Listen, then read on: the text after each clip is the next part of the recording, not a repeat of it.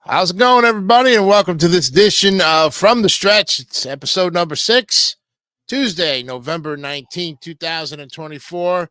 And I'm your host, Jason Icanio, ready for another show, ready to go with more current events. This is the current event place for all current events. Yes, these are historical stories that basically take us all the way back to the end of time, to the beginning of time. And slowly we look at progress. And that's what we're really basing our show on. Is that's what From the Stretch is all about. We're stretching out the current events of the date of today, which is November 19th. And the first episode, or I wouldn't say it would be an episode, but the first event of this day that we're going to be looking at goes all the way back to 1493. And this is the discovery of Puerto Rico. This is Columbus's second voyage. Remember, a year before, in 1492, he went to discover the New World. Well, turns out that he actually took a second voyage to Puerto Rico after he discovered the New World and what then became, of course, the United States. Well, then a year later, he goes back in 1493 and discovers Puerto Rico. And then we jump 400 years later, and we go to the signing of the Gettysburg Address, a defining moment in American history. This one goes all the way back to 1863. So we jump almost 400 years into the present, and this is the second current event. Then now leads us into the third current event, which is the legend of the clipper ship Hera, a maritime disaster. And that was in 1911, just 11 years after the turn of the century. So we'll be looking at that as our last current event of the day. All right, so let's go ahead and jump on the discovery of Puerto Rico, Columbus's second voyage. And these all come from the website, thedayinhistory.com, where you can follow along with us. And as you can see, this is where our timeline is. And we'll click on that first article of the discovery of Puerto Rico. We will also put up our, we'll put up our ticker as well. Get you going there. And let's talk about Columbus's second voyage, the discovery of Puerto Rico. This is one where we really don't even have any kind of history lesson on it. In fact, we don't even know about it because teachers never cover this kind of story. They're so engulfed with discovering the New World in 1492 that Columbus did have other voyages, and they just never were talked about. So, Christopher Columbus, he discovered the island of Puerto Rico during his second voyage to the Americas. This momentous event marked a crucial turning point in the history of exploration and the European interaction with the Caribbean. Now, Columbus's landing on the island would eventually lead to significant cultural, political, and economic changes that would shape the region for centuries to come. Now, his second voyage to the New World was motivated by the desire to expand the Spanish Empire and further explore the territories he had encountered on his first journey in 1492. Setting sail with a fleet of 17 ships, Columbus aimed to establish a stronger Spanish presence in the Americas and to find new routes to Asia. Now, after leaving the Canary Islands, Columbus and his crew headed west across the Atlantic. And upon reaching the Caribbean, Columbus made landfall on the island of Puerto Rico, which he named San Juan Bautista in honor of St. John the Baptist. He was met with a landscape rich in natural resources and a population of indigenous Taino people. Columbus's encounters with the Taino marked the beginning of the complex and often tragic interaction between European explorers and the indigenous populations of the Caribbean. Yes, the discovery of Puerto Rico by Columbus opened the door to further exploration and colonization in the Caribbean. The island's strategic location made it a valuable asset for the Spanish crown, serving as a launching point for future expeditions and trade routes. Now, in the years that followed, Puerto Rico became a very key part of the Spanish colony or the colonial empire, experiencing significant changes in governance, culture, and demographics. Columbus's arrival in Puerto Rico also initiated a period of profound transformation for the indigenous Taino people. Now, the subsequent colonization led to the exploitation of natural resources, forced labor, and the introduction of European diseases, which decimated the native population. This tragic outcome underscored the darker aspects of the age of exploration, as European ambitions often came at the expense of indigenous cultures and societies. Well, the legacy of Columbus's discovery of Puerto Rico is multifaceted.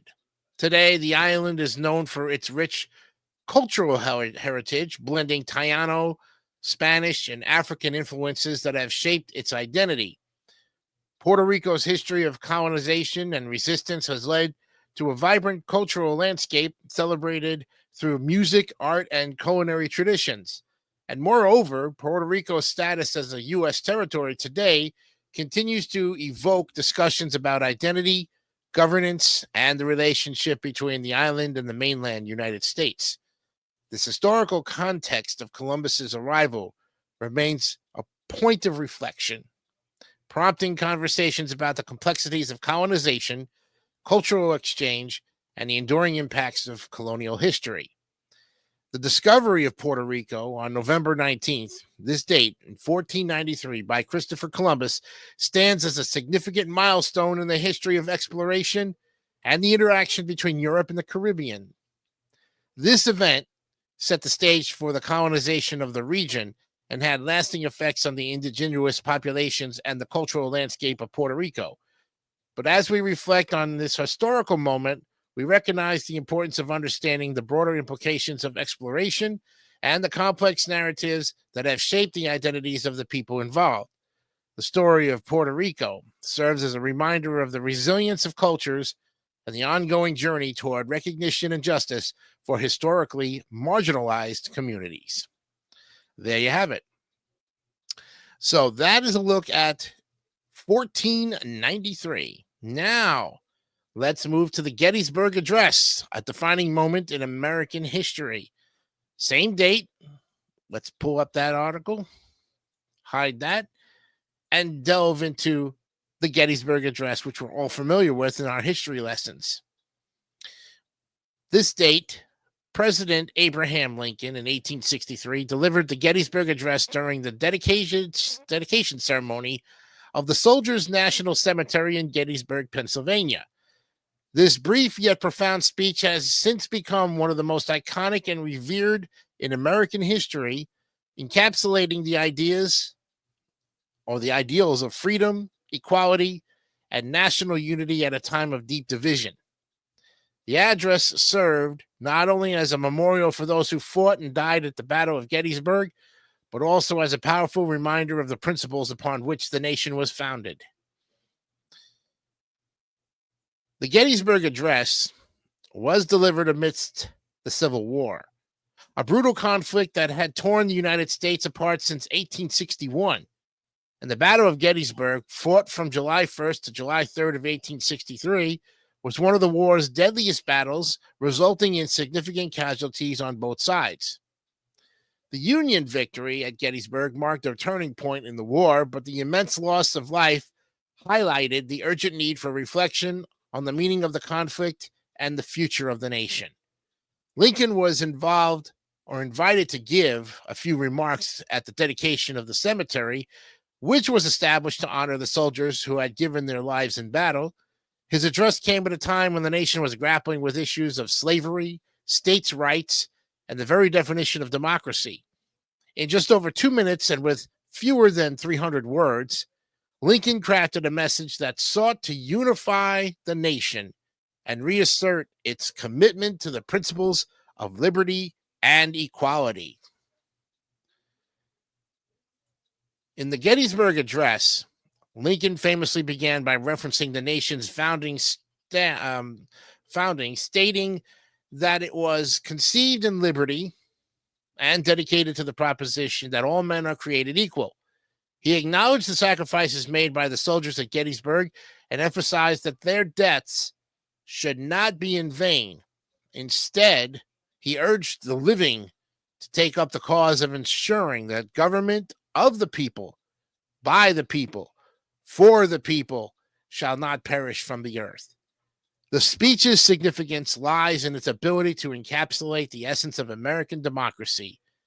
Lincoln's words transformed the Civil War from a battle for the Union into a fight for a new birth of freedom, asserting that the struggle was not just about preserving the nation, but also about ensuring that its foundational principles were upheld.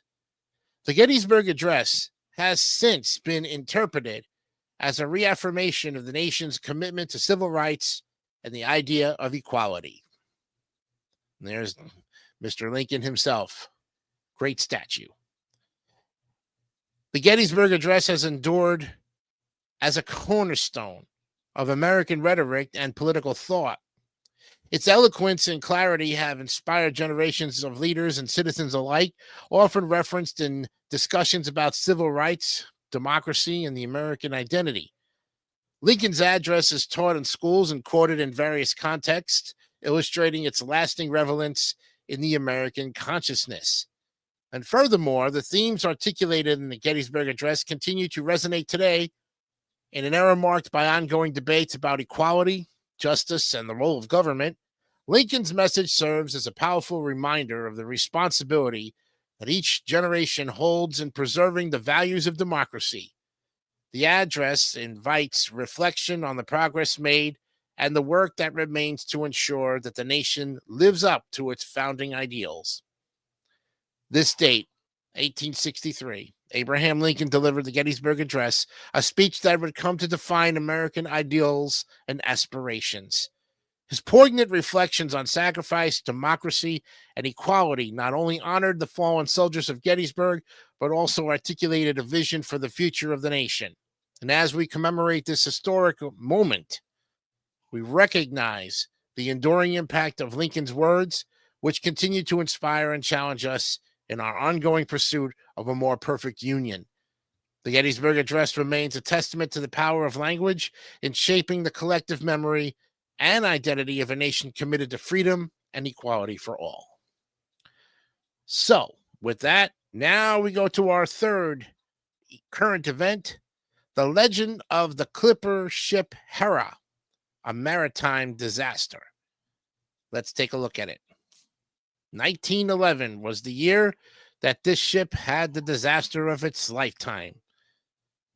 We take you now to 1911. The clipper ship Hera met a tragic fate when it ran aground on the Dunbar sandbank off the coast of Cornwall, England. This maritime disaster not only marked a significant event in the history of maritime navigation, but also left a lasting legacy that continues to captivate the imagination of locals and historians alike. The wreck of the Hera serves as a poignant reminder of the perils of seafaring and the enduring power of nature.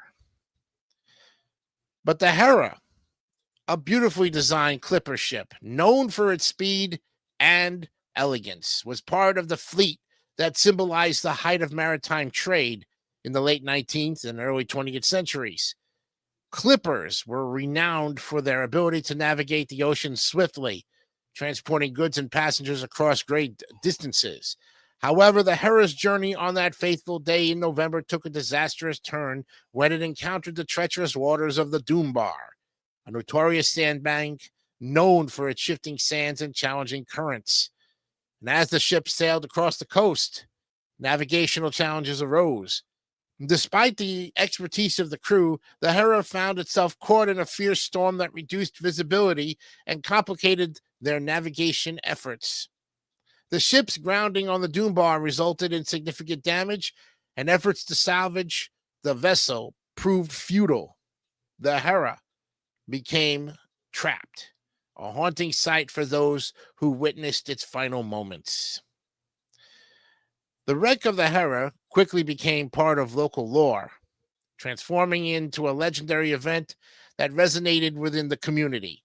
And while the disaster was a tragedy for those on board and their families, it also underscored the dangers associated with maritime travel during that era. The story of the Hera serves as a historical touchstone, illuminating the challenges faced by seafarers and the consequences of nature's unpredictability. Today, remnants of the Hera can still be seen in low tide, with parts of the shipwreck exposed along the shoreline. This visibility has made the wreck a point of interest for tourists, historians, and maritime enthusiasts alike. The ship's remains stand as a testament to both the shipbuilding craftsmanship of the time and the relentless power of the sea. Visitors to the site often reflect on the stories of bravery and survival that are associated with maritime disasters, enriching the cultural fabric of the region. The story of Hera serves as a poignant reminder of the inherent risks of maritime navigation. As technology has advanced, the tools available to sailors have improved dramatically, yet the ocean remains a formidable force. The wreck of the Hera exemplifies how even the most skilled navigators can fall victim to the whims of nature, prompting ongoing discussions about safety and preparedness in maritime travel. Furthermore, the Hera's legacy continues to inspire stories of resilience and courage in the face of adversity. The shipwreck has become part of local history, serving as an educational resource for those interested in maritime heritage. It highlights the importance of respecting the sea and understanding its complexities, lessons that are as relevant today as they were over a century ago. The grounding of the clipper ship Hera on this date, 1911, remains a significant maritime disaster that resonates through history. The event not only underscores the dangers of seafaring, but also serves as a reminder of the power of nature and the resilience of the human spirit. And as we reflect on the legacy of the Hera, we honor the memory of those who experienced this tragedy and acknowledge the lessons learned from such events. The wreck continues to stand as a testament to the enduring relationship between humanity and the sea, captivating the imagination of all who encounter its story. There you have it, folks. 3 events for today, November 19th, 2024. That'll do it for our show on From the Stretch. We hope you enjoyed these current events. You can, of course, do more further reading on these events and all the events that we've covered over the last 6 episodes, including this one tonight. We'll see you tomorrow on November 20th for more great events that delve back into our past and how far we can really go. Till then, I'm Jason DeCanio. Remember, be honest, be real, always keep it simple, stupid. Yes. Good night. See you tomorrow.